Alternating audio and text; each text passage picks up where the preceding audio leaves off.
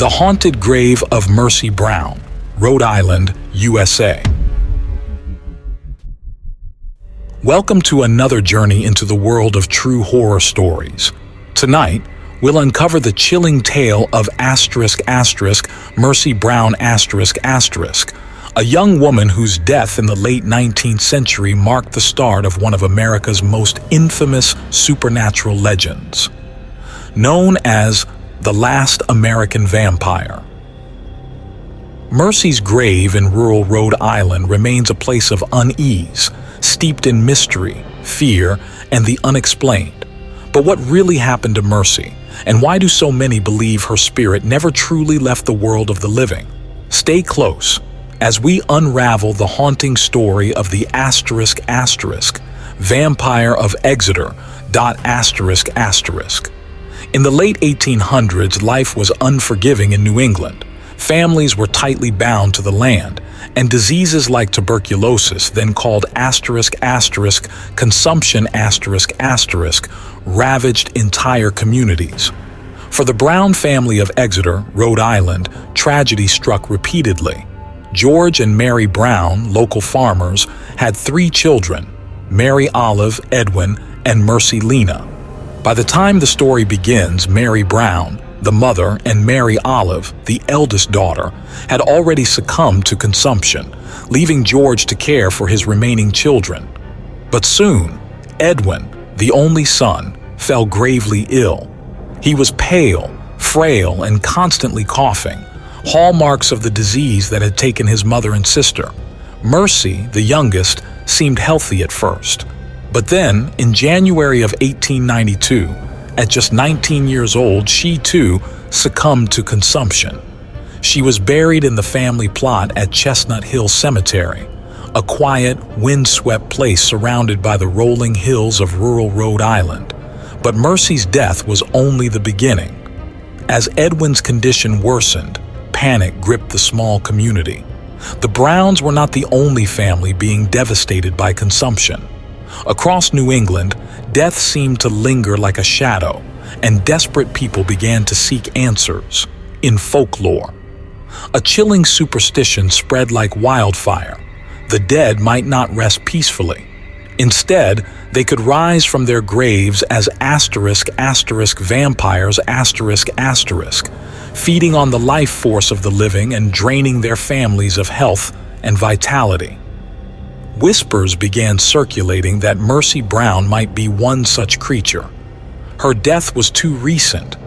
Her spirit, the townsfolk said, might still be tethered to the world of the living, slowly draining Edwin's life from beyond the grave.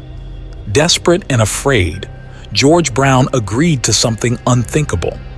On March 17, 1892 2 months after Mercy's burial, a group of townsfolk and a local doctor exhumed the bodies of the Brown family. The remains of Mary Brown and Mary Olive, long dead, were nothing more than bones. But when the group opened Mercy's coffin, they found something deeply disturbing. Though Mercy had been buried in the freezing New England winter, her body was shockingly well preserved. Her hair and nails appeared to have grown, and her cheeks retained a rosy hue. Most unnerving of all, her heart contained liquid blood. To the frightened villagers, this was all the proof they needed. Mercy Brown was no ordinary corpse. She was feeding, stealing life from Edwin. Under the doctor's direction, the villagers performed a gruesome ritual to stop Mercy's alleged vampiric reign. They removed her heart and burned it to ashes on a nearby stone. The ashes were then mixed with water and given to Edwin to drink, a desperate attempt to break the curse and save his life. But the ritual failed. Edwin died 2 months later. Despite their efforts, Mercy's name was forever etched into local folklore. Some say the ritual stirred something in the graveyard, a restless force that lingers to this day. The story of Mercy Brown didn't end with her death, or even with the ritual. Over the decades, Strange occurrences have been reported at Chestnut Hill Cemetery.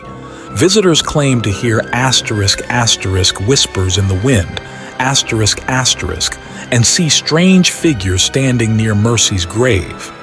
Some have felt a heavy oppressive force pushing them away as they approach her tombstone. Others report an inexplicable chill, even on warm summer nights. Even stranger are the unexplained illnesses that seem to strike those who disturb the grave or take objects from the cemetery. Coincidence? Or does Mercy's restless spirit still protect the land she once walked? To this day, her grave remains a site of curiosity and fear. Flowers and small tokens are often left on the tombstone, perhaps as offerings, perhaps as apologies. The tale of Mercy Brown is a chilling reminder of how fear and superstition can drive people to extreme measures. But it's also a story of unanswered questions. Was Mercy truly a vampire, as her neighbors believed? Or was her body's preservation a natural phenomenon misunderstood by a terrified community? What do you think? Is Mercy Brown just a tragic victim of disease and superstition? Or does her story hint at something far darker, something that cannot be easily explained? One thing is certain: Mercy Brown's legend endures. Her grave, weathered and worn, still stands as a testament to New England's haunted past, and perhaps its haunted present. Thank you for joining us tonight on this journey into the unknown. If you dare to explore more true tales of terror, subscribe and turn on notifications. And remember, the next grave you visit might hold secrets that are better left undisturbed. Whispering voice fades out. Good night, if you can sleep.